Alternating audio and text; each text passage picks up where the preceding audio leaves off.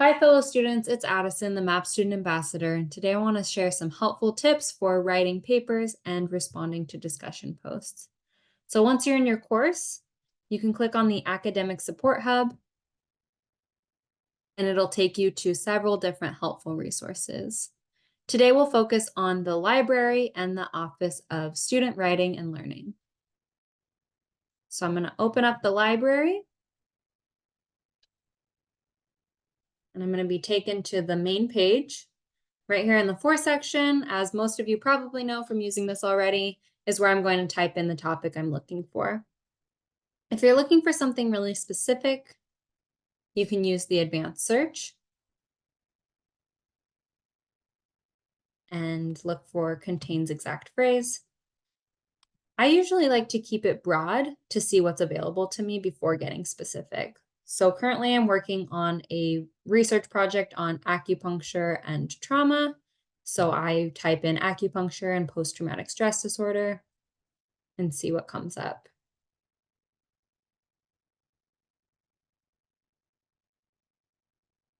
To be on the safe side, I always click peer-reviewed journals to make sure that the sources that I'm using for written assignments and discussion boards are peer-reviewed.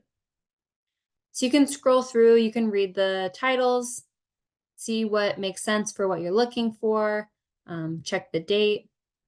It's important to always look for professor instructions, especially related to date or source type. So for example, I recently was working on an assignment where we needed to find articles that were no more than 5 years old.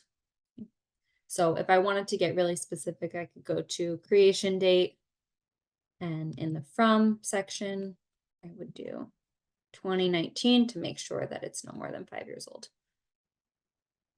Make sure you're paying attention to the specific instructions for your assignment.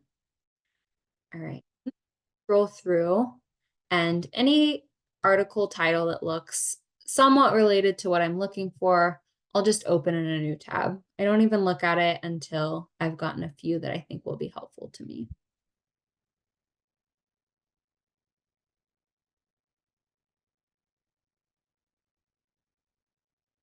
All right. Once I have a few that I think I might want to use, I'll open up the tab that I opened, scroll down, and read the description. If the description feels like something that's going to be helpful to me, I'll go ahead and go up to the top, download the PDF, and then I keep a folder of all of the articles that I've downloaded that I think are going to be helpful.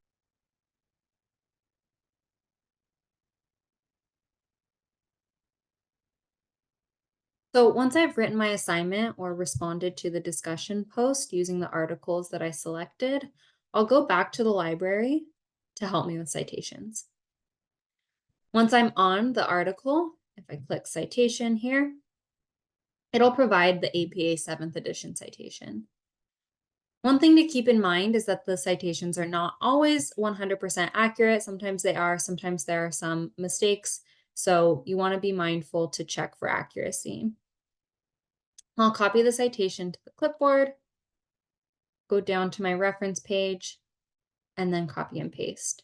What I notice is that in APA 7, we only capitalize the first letter of the first word and the first letter of the first word after a colon. So I know that I need to go through, lowercase these. And I would do that for the whole article title.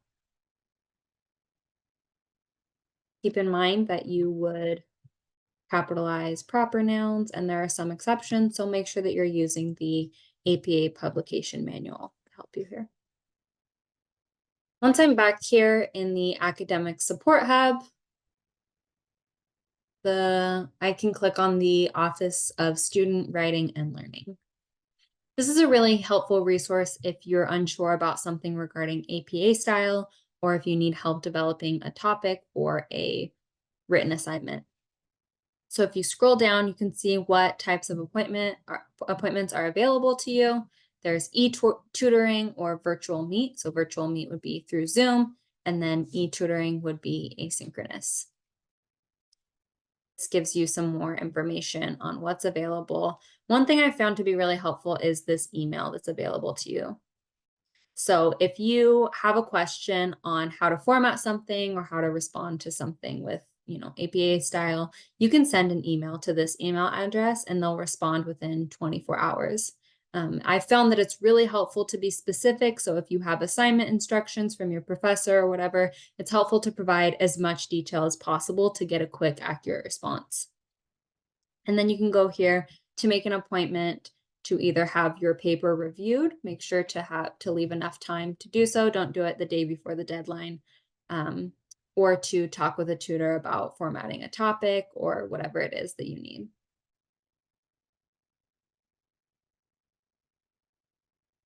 I hope these tips were helpful to you. And as always, please feel free to reach out to me or join me for office hours with any questions. Thank you, and I wish you a great week ahead.